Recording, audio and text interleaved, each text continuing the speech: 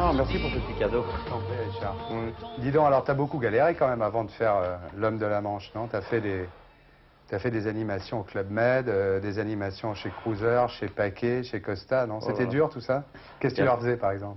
Ben, je leur faisais des jeux, je leur racontais des histoires, Ouais. j'organisais des spectacles, mais j'étais plus du côté du spectacle. Et t'as fait des trucs dans des hôtels aussi, non? Dans des grands Ouais, hôtels? Hilton, Sheraton, j'ai fait les croisières Paquet, et puis après ça a été Bouvard. T'as fait ça combien de temps avant de faire Bouvard?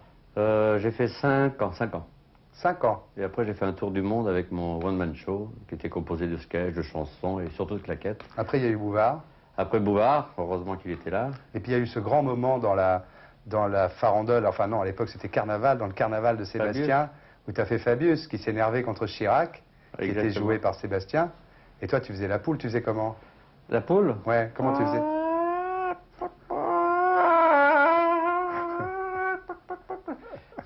J'ai étudié les poules pendant des années. Ouais, tu fais bien. Hein. Moi, je te l'ai fait faire pour une pub. Ah oui, c'était toi, oui. Tu fais l'homme de la Manche. Oui, et ça va nettement mieux parce que ce rôle-là, je pense que beaucoup de gens l'attendent. Et je veux dire, c'est un spectacle qui m'apporte beaucoup de choses, beaucoup de plaisir. Et comme Jean-Pierre l'a dit dernièrement à une émission de télévision, c'est un spectacle où il y a une joie de vivre. On est content de le jouer et il y a une troupe extraordinaire. Alors, c'est l'homme de la Manche de Del Wasserman, dont l'adaptation a été faite par Jacques Brel à l'époque. Hein. On croyait qu'on le verrait plus jamais parce que, bon, une fois que Jacques Brel était mort, on s'est dit on le verra plus jamais, ce truc-là. C'est un gros morceau. C'est un gros morceau. C'est Jean-Luc Tardieu qui a fait la mise en scène à Nantes. Une mise en scène très très riche. Il paraît, oui. Il avait fait Chanteclair l'année dernière. Chanteclair, oui, avec Michel Leroyer, je crois. Vous avez commencé à Nantes, vous l'avez joué combien de temps à Nantes? On l'a joué un peu plus d'un mois et on a joué quelques jours à Orléans et à Angers. Ça s'est très bien passé. Ça s'est très très bien passé parce que c'est un spectacle qui est pour tout public. C'est pas, je veux dire, pour les gens, Don Quichotte, c'est un peu rébarbatif. Ouais. Et c'est un spectacle, c'est une comédie musicale, c'est un spectacle qui est très très ouvert à tous les publics. Et les deux spectacles qui ont marché le mieux, ça a été le spectacle pour les étudiants de 14 à 20 ans.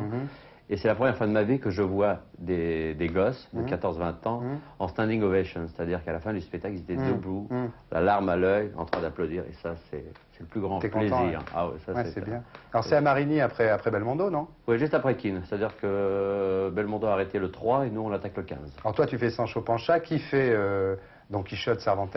C'est Jean-Pierre. Ouais, c'est pas mal. Ah oui, je veux dire, c'est énorme pour moi de travailler avec un personnage aussi important parce qu'il y a une maîtrise, il y a une certitude, c'est fantastique. Et puis Gene Manson qui joue le rôle de Dulcinea Alonso.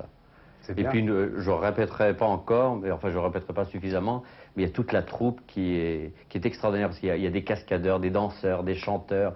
Il y a une musique extraordinaire qui est dirigée par un grand chef d'orchestre qui s'appelle Olivier Holt, qui est très jeune, qui a 27 ans. Et tout l'orchestre est très très jeune. Et je veux dire, il y a une homogénéité extraordinaire. Alors pour toi, c'est une date quand même, parce qu'après toutes ces galères et toutes ces... Je souffle. Ouais. Je souffle parce qu'on a besoin de ce genre de spectacle et on a besoin de ce genre de rôle.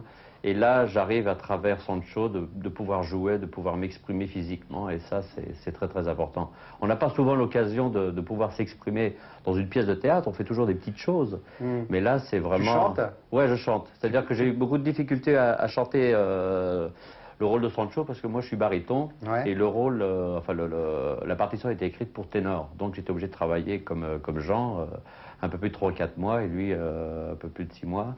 Non pas parce que lui, il n'avait pas beaucoup l'habitude de chanter. Moi, j'ai l'habitude de chanter, mais avec un micro.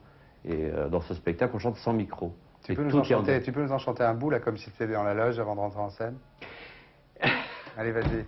Et moi, je suis Sancho, Sancho, Sancho, son valet, son fils, son frère. Très bien. On va voir un extrait maintenant. Ah ouais, ouais. Un extrait de l'homme de la Manche. Merci, Richard.